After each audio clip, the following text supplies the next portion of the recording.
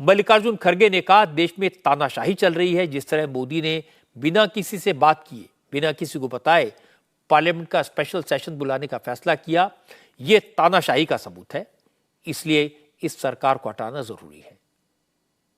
शरद पवार जी साहब के बाद मेरा नंबर लगता है। मैं भी 55 साल से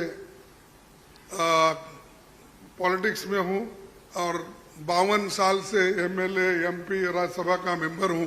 मैं ऐसा नहीं देखा। लेकिन आज मोदी सडनली और एक बात की कि बिजनेस एडवाइजरी कमेटी को नहीं पूछे, अपोजिशन लीडर को भी नहीं बुलाए, किसी को बुलाए बगैर वो पार्लियामेंट का डेट देकर स्पेशल सेशन बुला रहे हैं। अरे स्पेशल सेशन मणिपुर जल रहा था तो आपने नहीं बुलाया, कोविड के वक्त नहीं बुलाया, जब अब चाइना अपनी जमीन हड़प कर ले रही है, कब्जा कर ली है, उसके लिए नहीं बुलाया। अब क्यों बुलाया मुझे मालूम नहीं, आज का एजेंडा क्या है उनका मालूम नहीं। तो ये देश चलाने की रीत नहीं है, ये आहिस्ता आहिस्ता डिक्टेटरशिप की तरफ जा रहे हैं। अब जरा सोचिए, कौन सा डिक्टेटर पार्लियामेंट का सेशन बुलाता है।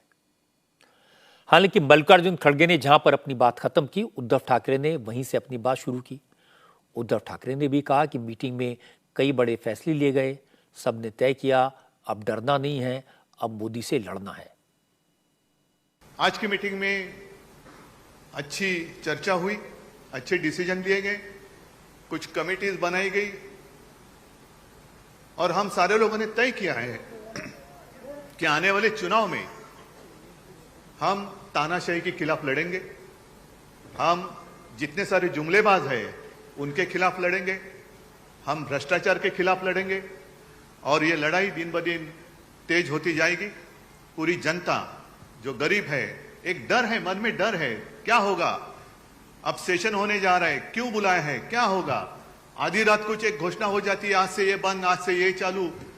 तो ये जो डर है, सब लोगों को हम एक विश्वास दिलाना चाहते हैं कि डरिए मत, भय मुक्त भारत के लिए हम सारे लोग इकट्ठा आए हैं और जो हमने नारा दिया है, जुड़ेगा भारत जीतेगा इंडिया, वो इंडिया और भारत को हम जिताएंगे, जरूर जिताएंगे। नीतीश कुमार भी इंडिया अलायंस पर कम, मोदी पर ज्यादा बोले। हालांकि उन्होंने मोदी का नाम नहीं लिया, लेकिन बार बार कहा जो दिल्ली में बैठे हैं अब उनके जाने का वक्त आ गया है। नीतीश ने यह जताना भी नहीं भूला कि आज मुंबई में जो इतनी पार्टियों के नेता जुटे हैं, ये सब उन्हीं की मेहनत का नतीजा है।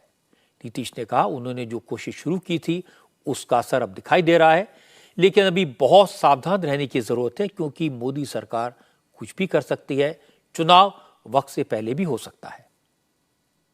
आप समझ लीजिए कि जितनी पार्टियां एकजुट होकर के काम कर रही हैं, तो आप अच्छी तरह जान लीजिए कि अब इसी का नतीजा होगा कि अभी जो केंद्र में हैं अब वो हारेंगे, अब वो जाएंगे, ये पक्का जान लीजिए। बहुत कोशिश चलते रहते हैं हिंदू मुस्लिम कुछ इधर उधर हो जाए, लेकिन सबको एकजुट होकर के न है जी, देश तो सबका है ना। हम कोशिश करते रहे, बहुत कहते रहे कि जरा मिल जाइए, तो बात समझते समझते हो गया। अब तो हम यही चाहते हैं कि अब तेजी से काम हो। तो आज ही तय कर लिया है लोगों ने कि अब तेजी से हम लोग अभी से शुरू कर देंगे। अब कोई ठिकाना नहीं है, चुनाव समय के पहले भी हो सकता है, कोई ठीक नहीं है। इसलिए हम लोगों को भी तो अलर्ट रहना न पड़ेगा। इसलिए हम लोग सब इंटरनल बात पूरा कर लिए, यही पूरा बात दिए हैं, और बाकी कई लोगों को अब जिम्मेवारी दे दी गई है, सब तरह का काम करेंगे। अरविंद केजरीवाल ने भी कहा कि विरोधी दलों की एकता से बीजेपी घबरा गई है, इसलिए सावधान रहने की जरूरत है, क्योंकि अब तोड़ने की कोशिश होगी, विरोधी दलों को आपस में लड़ाने की कोशिश होगी। आज हमें बहुत दुख होता है कि आज हमारे देश के अंदर जो सरकार है, मोदी सरकार, मुझे लगता है कि आज़ाद भारत की सबसे भ्रष्ट सरकार और सबसे अहंकारी सरकार है। ये लोग अपने आप को भगवान से भी बड़ा समझने लग गए हैं, और जब कोई आदमी अपने आप को भगवान से बड़ा समझने लगता है तो फिर उसका पतन भी जल्दी होता है। मुझे बेहद खुशी है कि इंडिया अलायंस में सब लोग आपस में जुड़ रहे हैं। अब सबको लगने लगा है कि ये इंडिया अलायंस मोदी सरकार के आने वाले समय में मोदी सरकार के पतन का कारण बनने वाला है। तो बहुत बड़ी बड़ी ताकतें इस इंडिया अलायंस को तोड़ने में लगेंगी, बहुत बड़ी बड़ी ताकतें। पिछले कुछ दिनों से मैं देख रहा हूं, जबरदस्ती क्या दिखाया जाएगा, इसकी उसके से लड़ाई हो गई, उसकी उससे लड़ाई हो गई, जबरदस्ती दिखाने की कोशिश की जाएगी, जबरदस्ती दिखाने की कोशिश की जाए। मैं पिछली 3 मीटिंग अटेंड कर चुका, मैं आपको पूरी जिम्मेदारी के साथ कह सकता हूं, किसी के साथ लड़ाई नहीं है। और यहां पे जितने लोग बैठे हैं, कोई पद के लिए नहीं आया, सबने आगे बढ़ बढ़ के आज मीटिंग में जिम्मेदारियां ली हैं। किसी ने सीट शेयरिंग करवाने की जिम्मेदारी ली है, किसी ने मीडिया की जिम्मेदारी ली है, किसी ने सोशल मीडिया की जिम्मेदारी ली है, किसी ने कैंपेन डिजाइन करने की जिम्मेदारी ली है। मुझे पूरी उम्मीद है कि आने वाले समय के अंदर पूरा भारत इकट्ठा होगा और इस अहंकारी, भ्रष्टाचारी, तानाशाही सरकार का पतन का कारण बनेगा। आज लालू यादव एक बार फिर पुराने अंदाज में दिखे। बाकी लोग तो मोदी को सिर्फ सरकार से बाहर करने की बात कर रहे थे, लेकिन लालू ने तो मोदी को धरती से ही बाहर भेजने की बात कह दी। लालू को यह पता नहीं था कि चंद्रयान 3 में कोई इंसान चांद पर नहीं गया है, सिर्फ लैंडर विक्रम और रोवर प्रज्ञान ने सॉफ्ट लैंडिंग की है। लालू ने कहा, इसरो के वैज्ञानिकों को बहुत बधाई, वैज्ञानिक चांद पर टहल आए हैं, अब सूरज पर यान भेजने की तैयारी है। वो तो कहेंगे कि मोदी को सूरज पर भेज दो, इससे दुनिया में एक और रिकॉर्ड बनेगा और भारत की। लेकिन महफिल में लालू के भाषण के बाद जब वो खड़े हुए बोलने के लिए, तो उन्होंने अपने अंदाज में बात शुरू की और फिर चंद्रयान की बात उठाते हुए नरेंद्र मोदी पर चुटकी ली। हमारे देश के सभी पार्टी के नेतागण मोदी के पार्टी को छोड़ के अभी काफ़ी जय जयकार हो रहा होना चाहिए, वैज्ञानिकों का होना चाहिए। चंद्रयान पर लोग गए, सब घूमे फिरे लोग, हमारे वैज्ञानिक, देश का नाम ऊंचा हुआ। अब हमने सुना है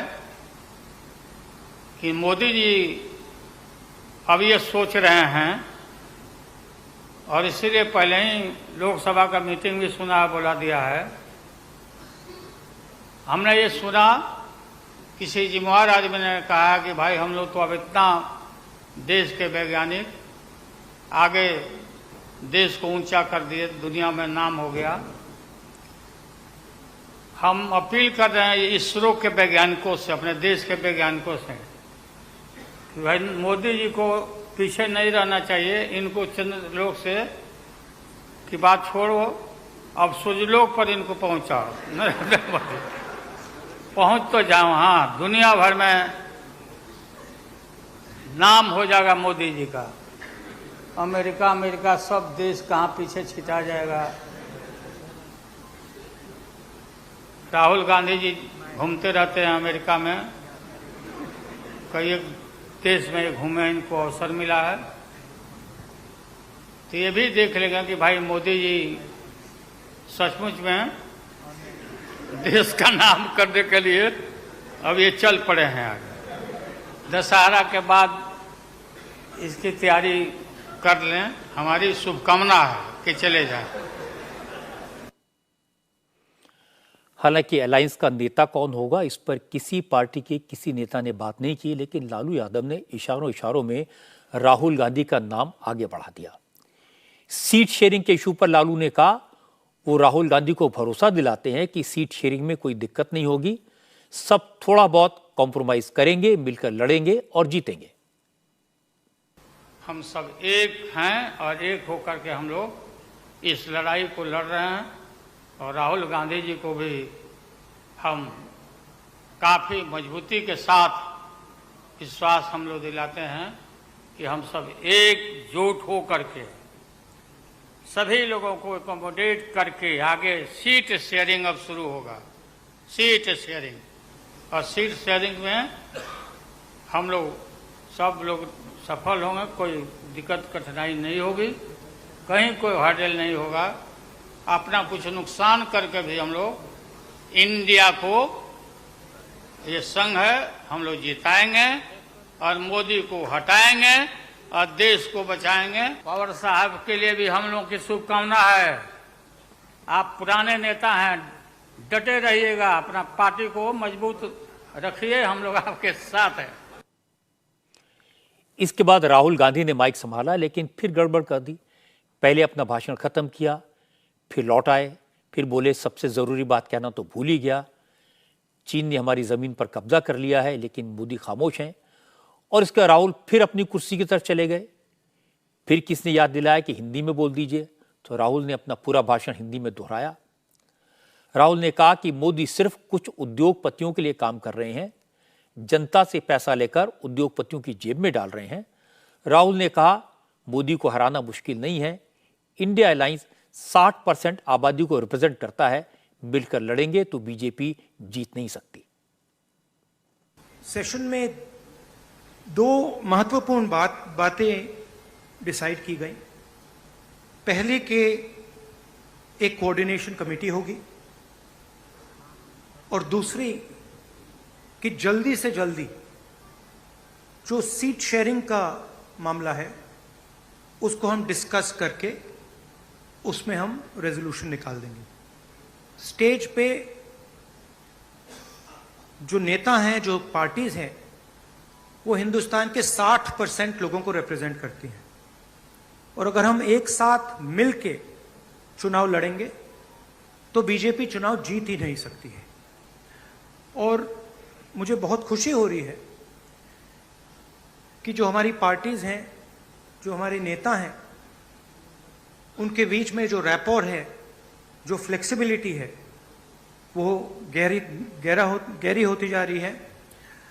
और मुझे लगता है कि इंडिया अलायंस बीजेपी को चुनाव में आसानी से हरा देगा।